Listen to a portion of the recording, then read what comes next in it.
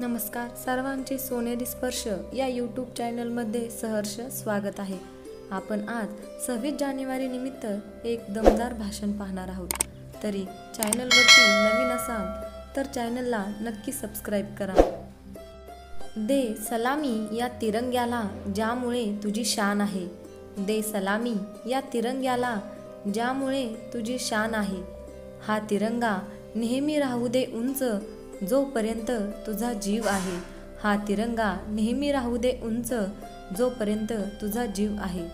सन्माननीय व्यासपीठावरील मान्यवर, वंदनीय गुरुजन वर्ग आणि माझ्या देश बांधवांनो, सर्वांना सर्वप्रथम प्रजासत्ताक दिनाच्या हार्दिक शुभेच्छा देऊन आणि देशासाठी आपल्या प्राणाचे बलिदान देणाऱ्या शूरवीरांना वंदन करून माझ्या 2 शब्दाला सुरुवात करते। आज 26 जानेवारी रोजी आपण सर्वजण एक खास दिवस साजरा करण्यासाठी येथे जमलो आहोत।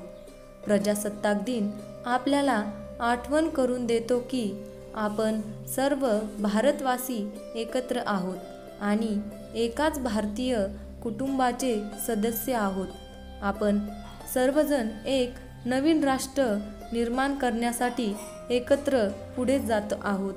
या जबाबदारीची जाणीव करून देणारा हा एक दिवस आहे। भारतामध्ये 26 जानेवारी रोजी प्रजासत्ताक दिन साजरा केला जातो। या दिवशी 1950 साली भारतीय राज्यघटना लागू झाली आणि भारतीय प्रजासत्ताकाची स्थापना झाली। हा दिवस त्या महापुरुषांच्या स्मरणार्थ साजरा केला जातो, असे हे आपले महान भारतीय नेते आणि स्वातंत्र्य सैनिक महात्मा गांधी, बाबासाहेब आंबेडकर, भगत सिंग, चंद्रशेखर आझाद, लाला लजपत राय, सरदार वल्लभभाई पटेल आणि लाल बहादूर शास्त्री इत्यादींनी देशाच्या स्वातंत्र्यासाठी बलिदान दिले।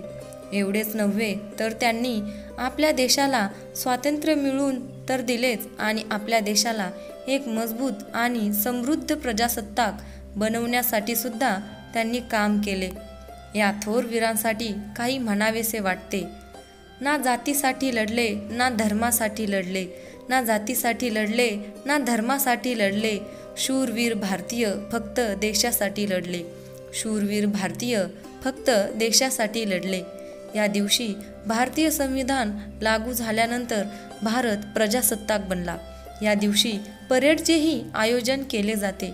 शाळा महाविद्यालयांचे विद्यार्थी सामाजिक व सांस्कृतिक कार्यक्रमांचे आयोजन करतात। या दिवशी लोक विविध कार्यक्रमांमध्ये सहभागी होतात आणि त्यांच्या देशांप्रती त्यांच्या समर्पणाचे नूतनीकरण करतात। आपली राज्यघटना आपल्याला याची आठवण करून देते की आपण सर्व समान आहोत आणि एकाच देशाचे आपण नागरिक आहोत।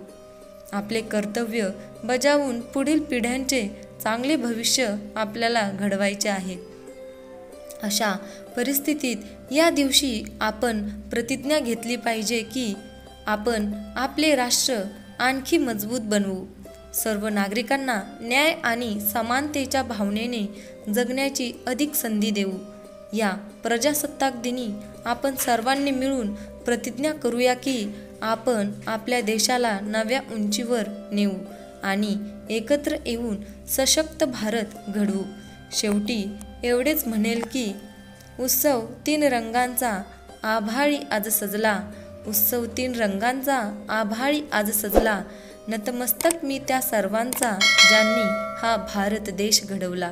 नतमस्तक मी त्या सर्वांचा ज्यांनी हा भारत देश घडवला। जय हिंद, जय भारत। अशाच नवनवीन व्हिडिओसाठी आमचे सोनेरी स्पर्श हे चॅनल नक्की सबस्क्राइब करा। धन्यवाद।